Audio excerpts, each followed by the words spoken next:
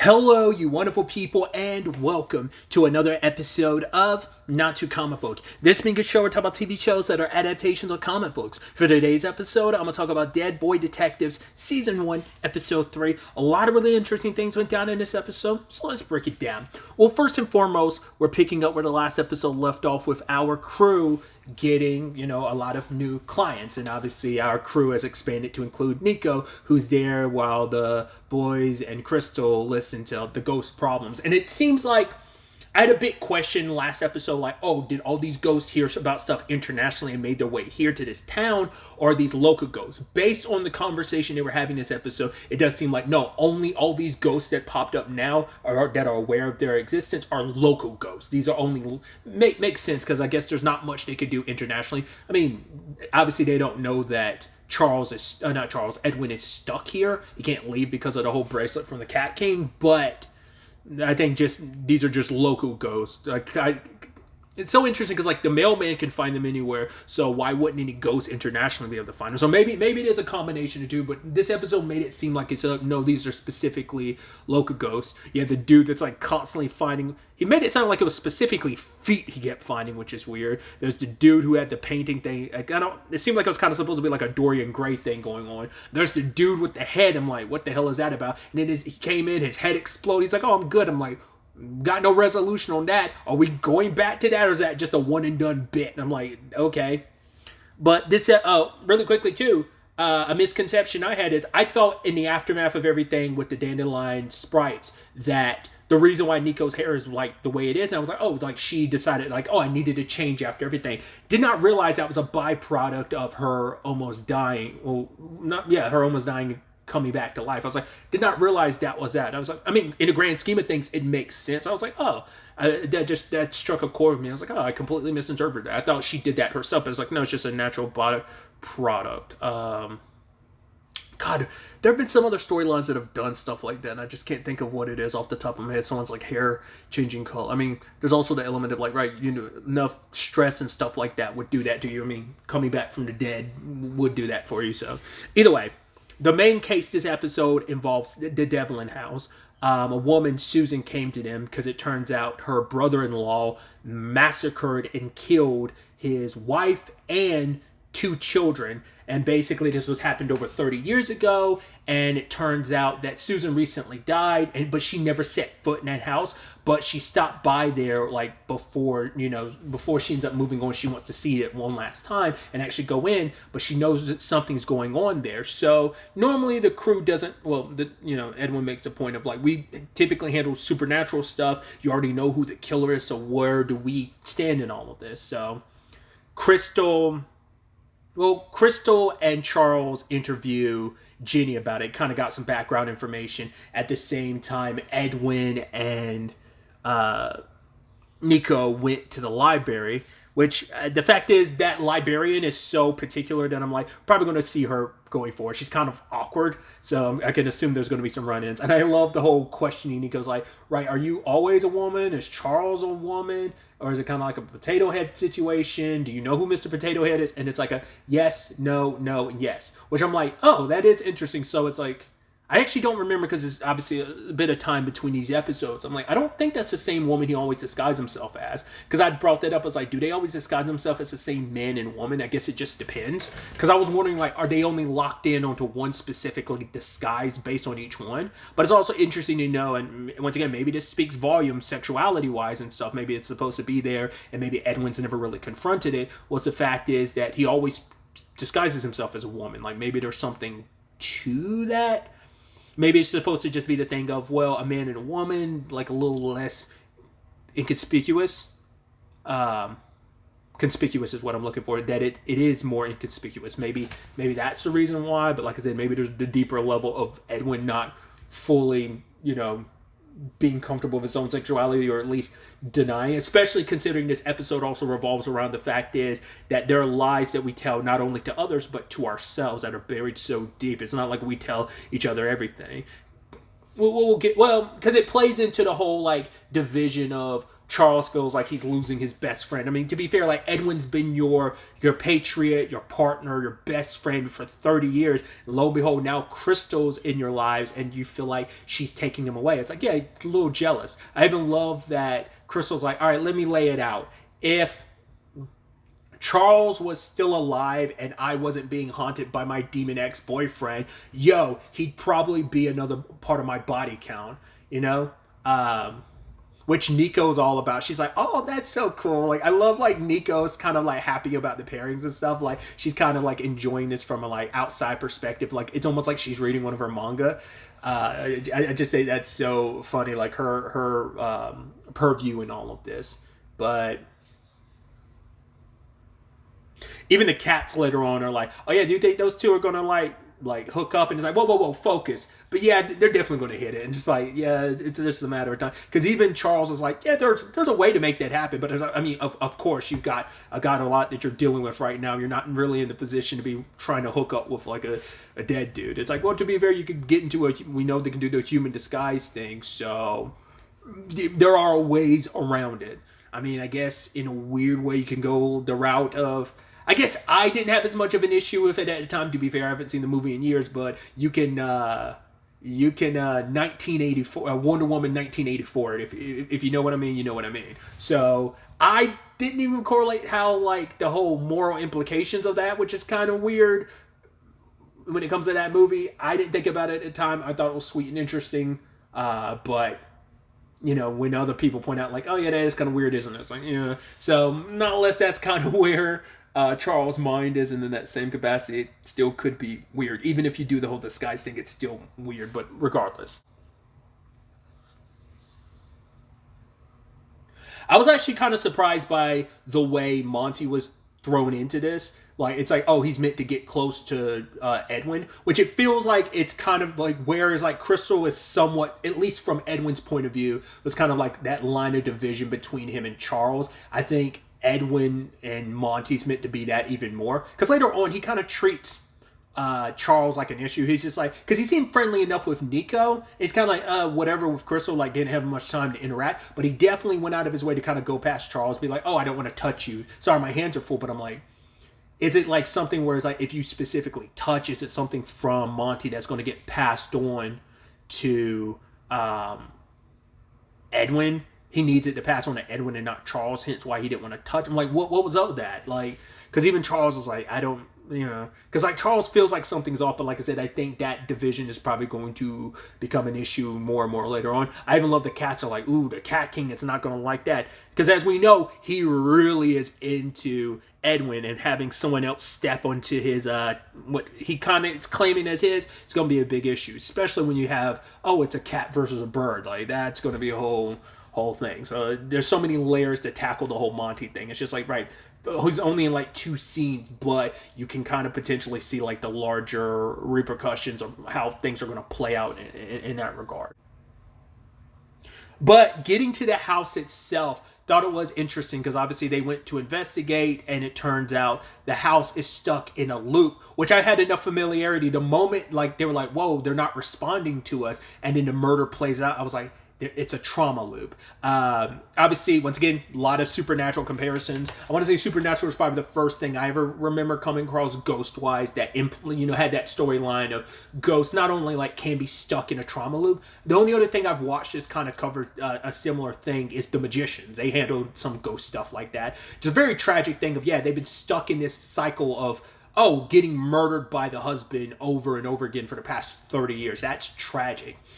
And especially because you almost want to give the husband the benefit of doubt. You want to hope that it's like, okay, maybe he's not the piece of shit. Maybe it's like hey, maybe there was like something sinister in the house that possessed him type of thing. Amityville, Affliction, The Shining, which they even made a reference to, which even Charles is like, no, Edwin was like, what's The Shining? And Charles is like, it's a movie. It's like, well, it makes sense he would know. But it's like, oh, like, has Edwin not...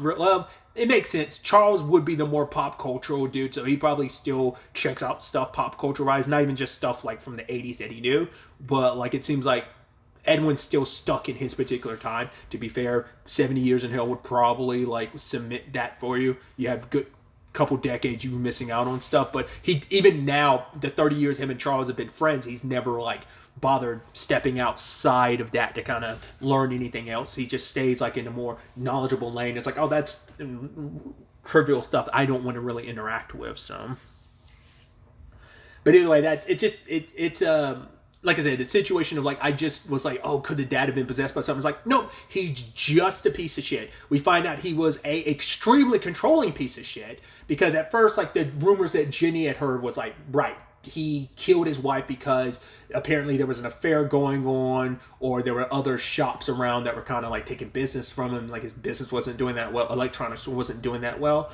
It's like, what reason, who cares why he did it? He did it, so he sucks. No, it turns out he extra sucks because it turns out that he had the entire house like surveilled. That's why the oldest daughter wrote in her diary, like, why does it feel like my dad knows everything I do? Because he literally does. He had the place. He was that controlling, and that's what this was about. He killed his family not because his wife was having an affair, because his oldest daughter was tired of his bullshit and she wanted to get out. And you're like, damn, dude, that's rough. Because I thought it was interesting too how we obviously parallel this case with everything going on with Charles, because you could tell like something about this case really struck a chord with Charles. And then especially with the father stuff, I was like, was your dad like that? And he ends up revealing to Crystal, yeah, his main reason for checking on his parents is like, yeah, he misses them, but also he wants to make sure his dad isn't hitting his mom like he did him. So it kind of implies, like, I didn't know how to fully interpret that in the regards of, I don't know if Charles was implying, like, it seems like he got the brunt of the abuse, and it's like, now that when I died, I want to know, did my dad ever turn his abuse to my mom? Because sometimes that can happen of, hey, like, when, on the comic book front, like The Boys, for example, Billy's dad situation, his father's abuse, both the siblings suffered it, but Billy as the older sibling like took the brunt of it. But then what happened the moment Billy was out of the picture, like his brother Lenny got all of it. Like he got it like 3 times as worse. So that's what Charles was worried about. So that's what it feels like. It's more like a, hey, now that I was going, did my dad ever hit my mom? I mean, who knows how, maybe things it's a sad thing of his death might have changed his father for the better. It doesn't erase the trauma and pain that Charles is going through. The fact is what he's feeling. And that's a point that Crystal was making, like, right, despite them being together for decades, it seems like Edwin knew to some extent that Charles, because I was thinking like Charles didn't tell Edwin anything, but it seems like he's like, yeah, I knew his dad was a piece of work, but I don't think he knew exactly how bad it is. Even she's like, right, the fact is that Charles has a very happy disposition. No one's that happy. It's a front. It's his way to compartmentalize everything. He's trying to overcompensate for like what he went through, the pain. He wants to be chipper and be happy with everyone, but it's like, yeah, like that's all bubbling beneath the surface, and this case like brought all that to the front. But that also makes that even sadder, because once again, for 30 years Charles has kind of buried that. He let off a little of, yeah, my dad kind of sucked, he was not a great guy, but he never really went into it. He never got, and who knows how much, once again, on the flip side, who knows how much Edwin has really confided in Charles about his time in hell. Like he talked a little here and there, but who knows how deep he went into it. So once again, going back to the point that Crystal had made of not everyone tells everyone everything. Like, some you lie to other people, but sometimes you even lie to yourself. That even she's saying like maybe even Charles doesn't quite recognize that he's doing that, that he's burying that, and that he is trying to, like I said, overcompensate without even realizing that he's doing it subconsciously. Obviously, they had ideas about how they were going to handle the situation with the loop. It's like, how do we break it? Well, we have to find the trigger to it. And at first they thought it was the letter, and that's when they found out it was like Hope's letter, like into getting into a university. Which even at the time when they pulled out the letter, I love that they answered it too. They were like, because I was like, how did he know specifically to go in that drawer to find the letter? That was weird. But later on, they're like, oh, that's how he knew exactly where to find the drawer, because he has the place surveilled. But they were hoping by destroying that they could break the loop, but it didn't break the loop. And it's like, I kept wondering if it had something to do with, like, whenever he goes downstairs, he goes into a specific room. I guess that was just him getting the axe, but I'm like, maybe we should check that room and follow him in there. But maybe it's just like he's looking for the axe, getting the axe, and just coming out. So maybe there was nothing. Considering nothing else came about that, I guess there was no point to it. Because the only room they followed him to was upstairs. That's when he goes up there, takes out the gun, and shoots himself. But they initially thought, like, okay, like, we destroyed that and we stopped the loop, but it didn't. In fact, it just got so infuriating for Charles because seeing his dad killing these women over and over again, especially for Charles, because it's not only like he's seeing his own pain and trauma, he's also thinking, like, it's based on his own fear because here's this father taking this stuff out not only on his children, like what happened to Charles, but also the mother. So his biggest fear about, like, oh, now that I'm going, like, what if my dad abused my mom?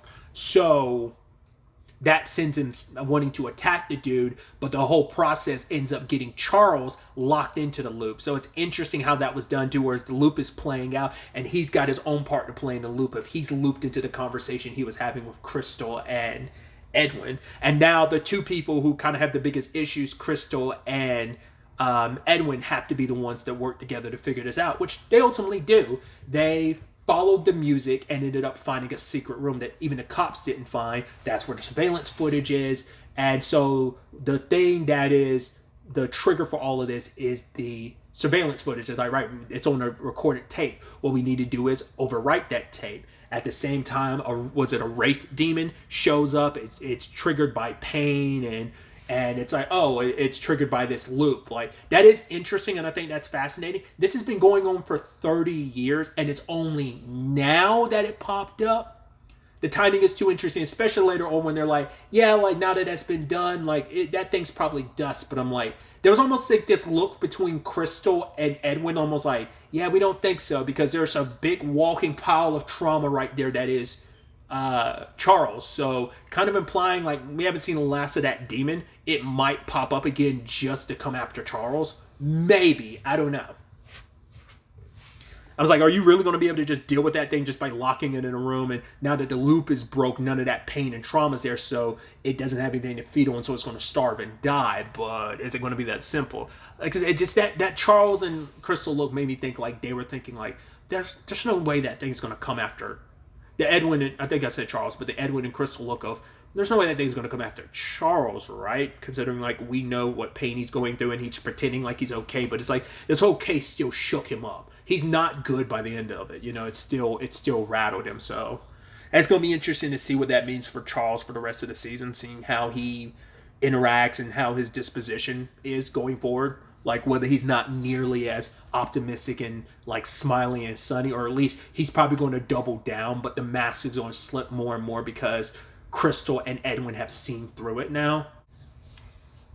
But either way, by overriding the cassette tape, they were able to break the loop, and the mother and her children are finally set free. And so it's like, right, we got to hightail out of here before Death shows up. And I thought Charles was going to try and do something to the dad who was running away and running upstairs. But then Death shows up. All we do is see her wings. And it's like, right, she saved the children and the wife and took them to the afterlife. But then we see, like, Charles is like, yeah, but what's, kind of talking about, yeah, but, like, it's not all going to be kosher for everyone. And we see upstairs where the dad was, there's a red light. It's interesting because even Sandman-wise, we have not seen what happens when Death interacts with someone that's bad. I guess that's her version of sending them to hell. Because obviously the blue light's like, right, we send them to the afterlife. You have to kind of figure out what that is. Because the Lost and Found was specifically, that storyline ties into the fact that these kids have been lost for 30 years because they were stuck in that loop. Makes me wonder, is there kind of a similar, like, group for adults or not? Because they just make a point of, like, the Lost and Found is for, because I in my head I associate the Lost and Found with hell, but it's like, no, it's the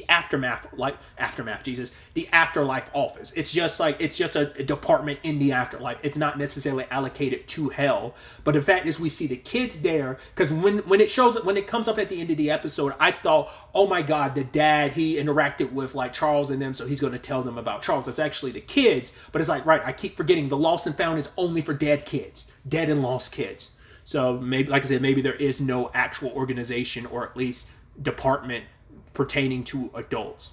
because it also plays into this conversation that comes up this episode too of there's a lot of ghosts. It's like, yeah, the world is kind of like overpopulated. The world was never supposed to be this populated, so the afterlife is kind of like heavily backlogged. That's why there's so many like ghosts with like unfinished business and stuff, because like the afterlife is so like backed up with all of this. So like I said, going back really quickly to the situation with the dad, it seems like death sent him to hell. Like I said, this is our first time getting an inkling of that. I'm curious to see what that looks like.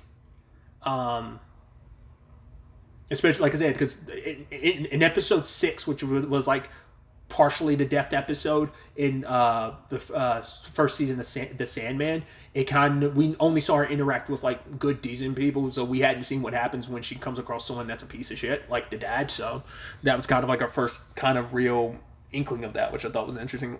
We only got the outside perspective, so seeing it up close is going to be interesting. You know, we just said the red light, but it's like, are we going to see flames and fire and stuff like that?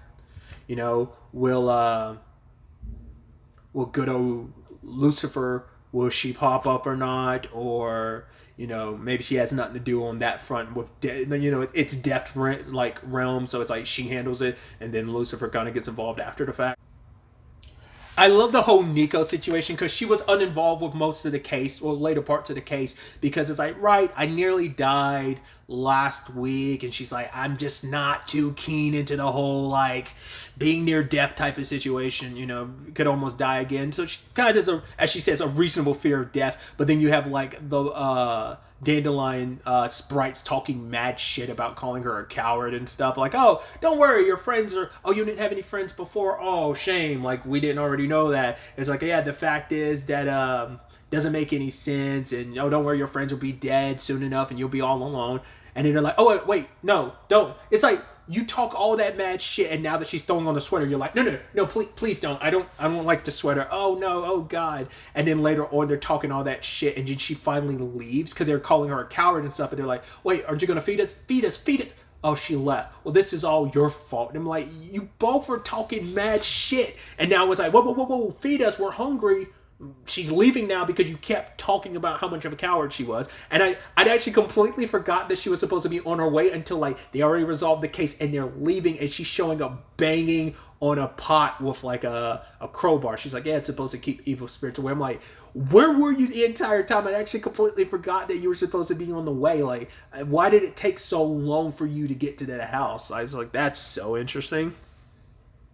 I also love that line from her with the whole Monty thing. I'd forgotten about it till just now, where she was like, oh my god, it's like, it's okay that, you know, boys can like boys. She's like, yeah, I've read plenty of, like, you know, plenty of the manga I read are like that. She's like, it's sweet and very explicit. I was like, oh, so you're reading that the very explicit type of manga. I was like, okay, I see what time you're on, Nico. I was like, I just thought that was kind of like funny, and just like I brought up before of like how she's like invested in the like Edwin and Monty thing, because like Crystal's like, oh, let's kind of leave them alone, and then because she was like, yeah, I'm about to go up to the room, and Nico's like, yeah, okay. She's just standing there as like an audience. It's almost like, oh my god, it's like reading one of my yaoi manga in real life. I was like, you know, like I said, playing into that stereotype of like, you know, person who's into the yaoi, you know, the BL storylines. It just makes me think of like one of my favorite like side characters from the Trails series is that type of character. Her name is Dorothy. She gets lost in her fantasies about BL stuff. So, or, you know, yaoi stuff. Like, she's really into that and stuff. It's like her main character trait. Either way, tangents and all that aside. Lost and Found department. Obviously, the Ruth Connell's character is trying to like get permission to go to Earth, but the notary person is like, yeah, but you're not specifying where when you're going to go. Specificity. I'm butchering that, and you need to be very specific. And there's guidelines that you can only be within like a 2 kilometer radius, a certain 2-something radius of like where you're trying to aim for. And it was just kind of like okay, sure. So until like they narrow it down, they can't actually leave. But now they have an idea to narrow it down and give a proper location to the notary. I thought it was interesting too, because like we know, like, right, she's not the head person who runs that place. Ruth Connell's character isn't, someone else does. And it's like, oh, try and get a meeting with her, and you'll probably have to kind of still do it the same thing. So I'm curious to see. I'm assuming she's going to be going to Earth herself, but I'm curious, is it going to be like, is she going to be inhabiting a human body, or is she just going to be presenting on Earth as herself? Stuff like that. Also, obviously Esther shows up kind of causing a little bit of a ruckus, bumping heads with our heroes. But it's like, yeah, it's like, we learn a little bit about her situation. I looked back on it, like, I was like, oh, that looked a little biblical. Turns out the being she interacted with was Lilith. I was like, okay, makes a lot of sense. While I was kind of getting those biblical vibes. Like, we don't know how old Esther is. But, yeah, she made a deal with Lilith, and so she's not only a powerful witch, she's also immortal. So we don't know, like, what are the, like, when they, because immortal can mean different things depending on the continuity. It could be you are indestructible, like nothing can kill you and you always come back to life type of thing, or is it just you live on forever but certain things can kill you? We like Boulder from Norse mythology, which, to be fair, had one weakness. That's a whole storyline thing. Is it kind of like that? Type of, or like I said, is it just kind of like vampire immortality, where it's like, yeah, you're immortal for the most part, except for the things that can kill you. Same thing in a Boulder comparison as well. So some very, very interesting developments all across the board. I'm very excited to ultimately see where all of this ends up taking us going forward into the next episode. But really, that's all I want to talk about. Till the next time we meet, be happy, be safe, live life to the fullest, and enjoy it. Good day and goodbye.